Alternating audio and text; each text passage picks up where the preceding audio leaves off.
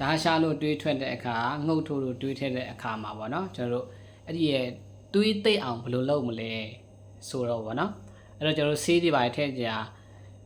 မလိုပဲနဲ့ပေါ့နော်ဒီတွေးကိုသိအောင်လုပ်တဲ့နည်းရှိတယ်အဲ့ဒါကြတော့ဂါထာတစ်ပုတ်လာပြီးတော့မျှပေးမယ်နော်ကျွန်တော်ကိုယ်တိုင်လည်းပဲဒီဂါထာကို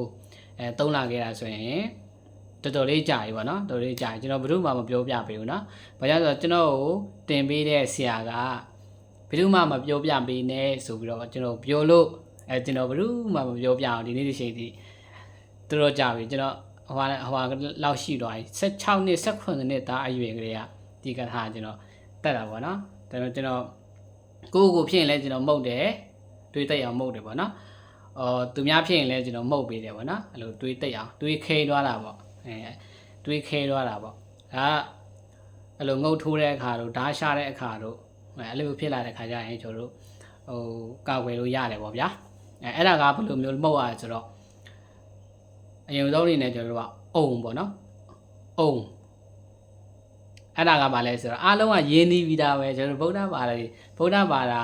တိုင်းကကျွန်တော်ဒီဟာဂါထာကိုဘယ်လိုပြောမလဲဆိုတော့တိတယ်နားလည်ပြီးသားပဲဒါပေမဲ့သုံးချရကောင်းမှမတိဘူးဖြစ်တယ်နော်အဲ့ဒါကဘာလဲဆိုတော့ကျွန်တော်ယတနာ၃ပါးဖြစ်တယ်ကျွန်တော်ယတနာ၃ပါးဖရာတရားတန်ခါဟုတ်တယ်မလားအဲ့တော့အဲ့ဒါကိုကျွန်တော်တို့ကဘယ်လိုမျိုးလုပ်ရမလဲဆိုတော့တွေးသိအောင်ပေါ့နော်အရင်ဆုံးဥပမာဆိုပါလို့လက်မှာဥပမာအုံဗုဒ္ဓံဓမ္မံတန်ခါအုံအဲ့ပေါ့နော်တစ်ခါပြောရင်အုံပေါ့နော်အုံလောက်ရမယ်၃ခါတို့လောက်ရမယ်နော်အုံဗုဒ္ဓံဓမ္မံတန်ခါအုံဗုဒ္ဓံဓမ္မံတန်ခါအုံဗုဒ္ဓံဓမ္မံတန်ခါအုံတွေးတိတ်စေဆိုမှုတ်လိုက်နော်ဒီလိုမျိုးမှုတ်လိုက်တယ်ဆိုရင်ခဏလေးနေတွေးတိတ်သွားလိမ့်မယ်တွေးရခဲသွားလိမ့်မယ်နော်တော့ထိလို့မရအောင်နော်တော့ထိလို့မရအောင်ကိုမှုတ်ပြီးတော့ပြီဆိုရင်ထားလိုက်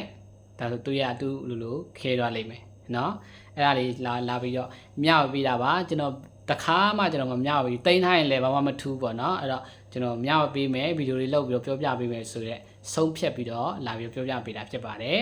နော်အားလုံးသုံးချလို့ရပါတယ်ပေါ့နော်โอเคအကျိုးရှိတယ်ဆိုရင်လည်းပဲအများတိအောင် share လေးနဲ့ကူညီတော့ဖို့အတွက်လည်းတောင်းဆိုပါတယ်ပေါ့နော်ဟုတ်ကဲ့ပါနောက်ဗီဒီယိုမှာပြန်ဆုံကြမယ်နော်